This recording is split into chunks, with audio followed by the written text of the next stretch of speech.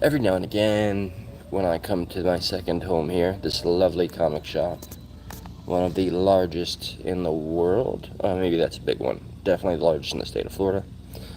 If I find an interesting enough thing to feature, I'll show it. And I found something interesting on the brand new rack here. I haven't looked at the stuff I like. So here we go, just perusing around. How to steal an election before someone else does. First issue. Don't know who the company is. It's definitely an independent thing. Black Mask. There you go. So, political jargon and I guess generally having a background in just following politics doesn't make me an expert. I decided to open the pages to this monster. So it's hilarious. The first few pages, I couldn't help but laugh. Let's look at some of the imagery, shall we? You gotta see some of these things to believe it. So, viewer discretion is advised. Kids, turn your camera off. So we have this chick here. Here's the. Let me make sure I'm getting the images because it's too good to pass up. All right, so we got the girl power thing going on, right? So we open up to our main character, who is some college chick facing a scandal. She was a playmate, and there's a bunch of here's the current sitting president, some biker chick having a fun time with a bunch of furries and different fluid genders, so on and so forth. And definitely any male figures that there are, they're featured as bad guys. Look, they're streaming. The good girls are streaming, and when the guy says anything, he's all tatted up, of course, and he has weapons. The woman comes. The beautiful topless girl power woman comes and destroys the males. And here we are at the furrydom. This is just such a ridiculous book. Like, I know they say don't judge a book by its cover, but I did How to Steal an Election Before Someone Else Does. So I looked into some of the other pages, and they're framing it like the what is it, the patriarchy, Vox News, Republican debate is listed there. And we have an angry woman here, lovely, no clothes on. She's screaming to a crowd. Let me read some of this dialogue here. I can't say I blame them for kicking me out. I said vagina on television. Wait, did I say that? I hope I didn't say pussy cat. That would be a bad look for a president. By the way, did you hear I'm running for president? And look at the crowd she's cheering on. Of course. You know, it's just humorous to me. Maybe I'll be, branded boomer and ostracized, but that's okay. I can look at this medium. This is the kind of stuff that has chased away the base core audience. They're trying to loop in a more inclusive crowd, but at the cost of, hey, hello. I can't read those characters, but hello. So we have a crowd full of various fluid genders here. You see the way they treated me on stage? It's like politicians never met a real person before. How can they represent you if they don't know you? So that's supposed to be us, the people, right? Does that look like us, the people? Does it? They're pierced from top to bottom. It's that one guy from. I'll take it. Is it? I have no idea if that's me or the person that wrote this. Let's see. I launched this campaign to help real people like us, help you all. But I wasn't a trust fund kid, so they knocked me for my teenage hustle because she got, and all that's in it. Oh yeah, no, I love comics. There's no, can't shade me with that, homeboy. I like comic books. But now I've got my ass up there in the big show, and for once in your lives, you can vote for somebody real. You can vote for one of us. You hear me? You can vote for us. Vote hard, mother effers. Who cares what party these losers make me run in? Don't vote for a party, vote for a badass. And everybody's screaming, she should be emperor, she should be emperor. And so here's the last part of this first issue that I'm not going to purchase. I can't hear you. Are you fuckers ready to fight? We're ready. Our best days are ahead of us. I'm here for all of you. And there's the all-inclusive crowd of us. That's our representation. And I don't know what this is. This is it. This is supposed to be politics for kids, I guess, or maybe a more mature audience. It's just something that was so hilarious. I had to share it. Just this moment in time. Well, I'm gonna go and check out some titles that I really follow. That's it. That's all. Future, I'm probably gonna do a live proper tonight, and that's it. Peace out. And I love horror comics, absolutely. Horror is probably my favorite genre. I'm probably gonna see the movie Terrifier 3 today, by the way. Got to get in on the election. Yeah, exactly. I mean, this is the first issue, so I don't know if this is probably gonna die out. But I'm in the first. This is the newest stuff right here. This wall is always where the newest stuff is, and then here's where I like to chill. The graphic novels, usually DC. This is the Black Label stuff. That's mostly adult themed, more so. I own probably almost every book here, with a few exceptions. There's only like 2 books up there that I don't own. Then they have some really neat, like, old style stuff. I think I've showed that off. Here's all my Joker stuff. I already own every Joker book ever made. And I'm not gonna see Joker 2. That was a travesty. I'm not gonna waste my time. It was basically a middle finger to the fans, because the director and the people that created it, specifically the original creator and director, they didn't want to make a sequel, but the studios were so hungry because of the box office smash it was on a low budget. They forced him to make the second movie, and it was just a middle finger to the fans. I haven't seen it, but I heard the spoiler, and if you want to hear the spoiler for the end, they kill off Arthur Fleck. This store right here, this is in Florida. It's known as Tate's Comics. They actually have let me show you something neat, little part of their history. I used to come to this store when it was located somewhere else, and it was like a 1-story apartment. I'm in a 2-story comic book shop right now. They have this little thing here, you scan that, and it takes you to this interview from 1993, and that's Tate. I've met the father and son. I think the father has passed away. Hey, Precious, good to see you. Great to see you, Precious, for your eternal kindness. You've never, ever had a negativity or a sour thing to say. But yeah, this is like a piece of history right here. This place, Tate's Comics. I used to take 2 buses as a kid in middle school just to find their location. Now they have 2 locations and this monster of a 2-story place. They have, look at these, look, we got a huge Optimus Prime up here. I love Texas, by the way. I go out there quite often to see some of my best friends. They all got out a Dodge. There's a Optimus Prime. There's looks like a gargoyle or H.R. Geiger themed statue. They got a neat life-size Spider-Man. They had a Hulk. They had an Incredible Hulk that was like $6,000. And here's the Spider-Man figure, life-size.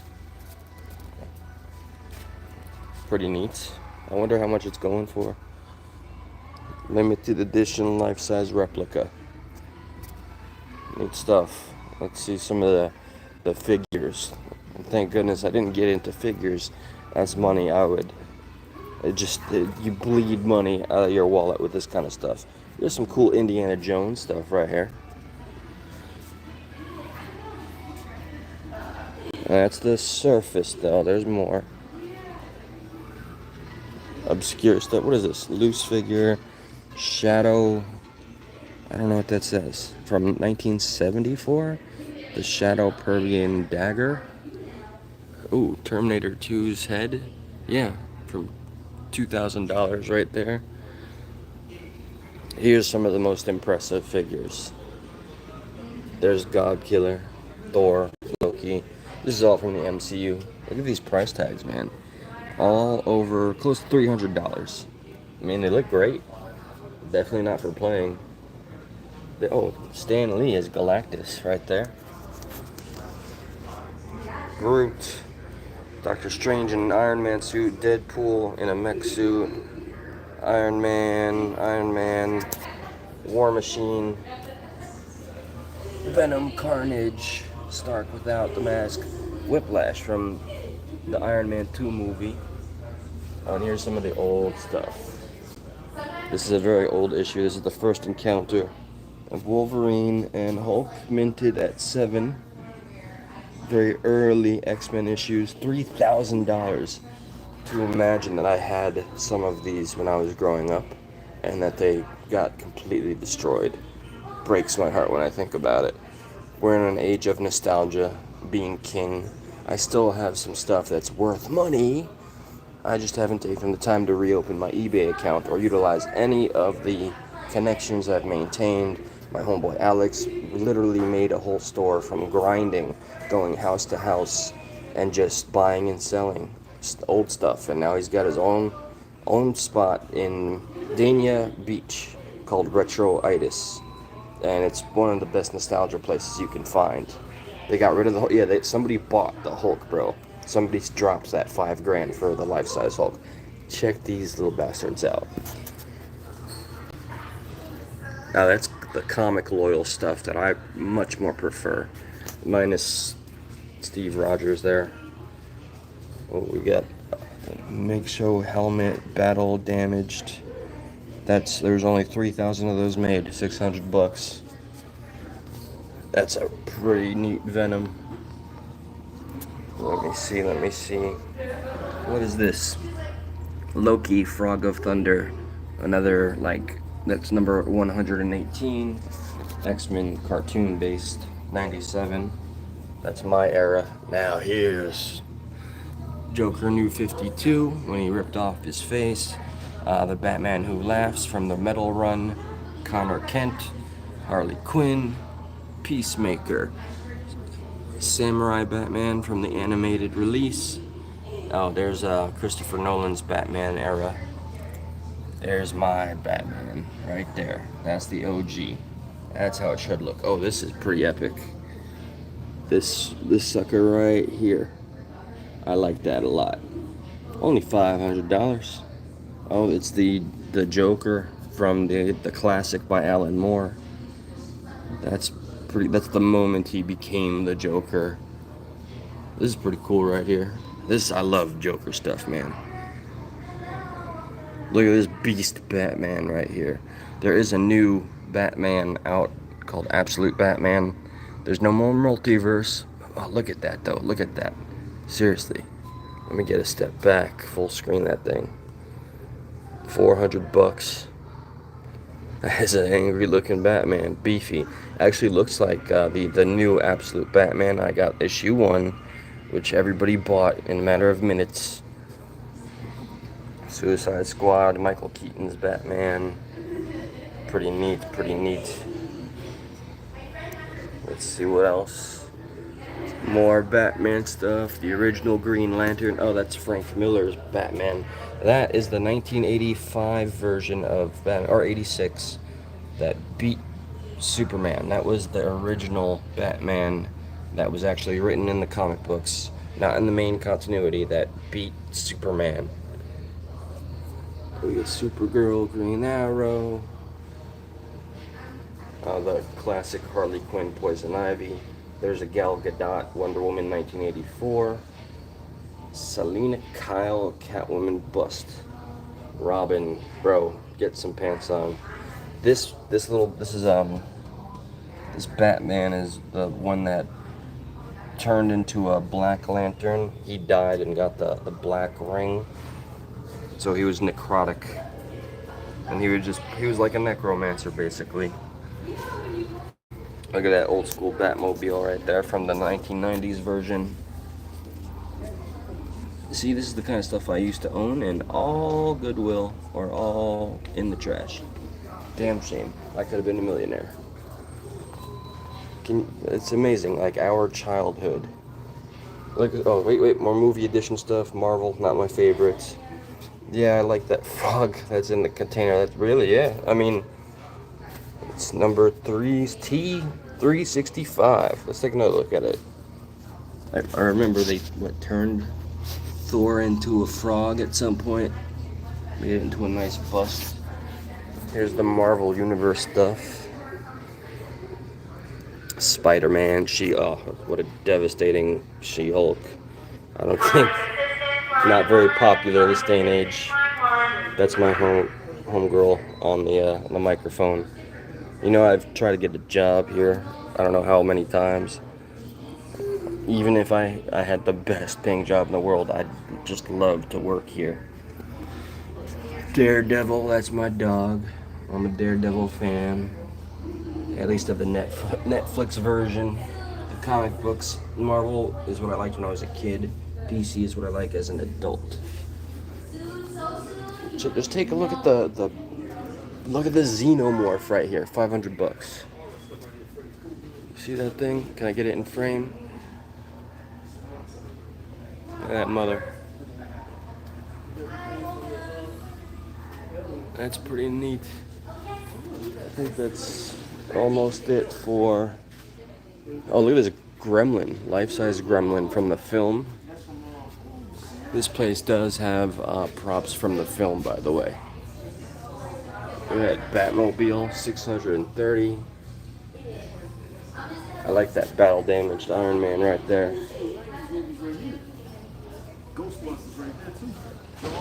Yep, I'm filming all this OG stuff too. Look at that. They got all the Back to the Future. That's Doc from Back to the Future. I think these are from Marty McFly. Those two toys right there. Let's see, I haven't been this side. This is not my style, the G.I. Joe stuff. You're gonna be fighting these when you get older. These stronger robots. You'll be fighting when you get older. Okay. Oh, see. Alright, here's the action figures that we all maybe owned as a kid that now you could resell if you still had them. Some of the newer stuff. And then they got this one area that's all like just build it yourself. And some Final Fantasy stuff, which is awesome. There's Cloud right there. I don't know if you can see it. Oh, Xenomorphs and Avatar. Oh, and the clown from It, and the Predator and Freddy Krueger. I want that Freddy Krueger. I want that Freddy Krueger. Should I buy it? And I just got paid today. But no, I'm not an action figure guy. I don't have the space for it. I have too many comics as it is. Here's some old school. Like I had this. I owned that. It's repackaged, a little damaged. T-1000 from one of the best movies ever, from Terminator 2, RoboCop. I had all the Alien figures. I had all this stuff, man. I had every single variant and version. To think that I just gave them away. I had all these first edition prints. Ooh, Alien comics. I'm gonna buy some of those for sure. So, I don't know. Anyway, I would be a sucker for I'm definitely walking in that place and walking out broke. I can't tell you how many times I've walked in here vowing I'm only going to spend like $40. Easy, $200. Easy.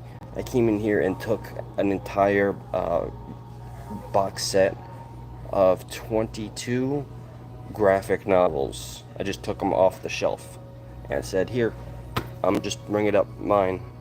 What is this, a Predator mask, bro? Neat. I had this.